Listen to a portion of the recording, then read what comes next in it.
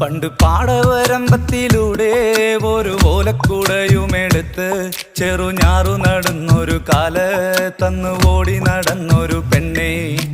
കയ്യിൽ കരിവളയിട്ട് കണ്ണിൽ കൺമഷി കൊണ്ടുവരച്ച് പിന്നെ വാർമോടിയൊക്കെ വിരിച്ച് നല്ല ചേലുള്ള പാവാടയിട്ട് ആ തോട്ടോരത്തുള്ളൊരു കൈതോലക്കൂട്ടത്തിനോരത്തു നിൽക്കണ ഒരാൾ മരത്തിൻ ചോട്ടിലിരിക്കണ ദേവിക്കു ചാർത്തുവാൻ പൂവുകൾ കൊണ്ടുപോയോ പെണ്ണെ, പൂവുകൾ കൊണ്ടുപോയോ.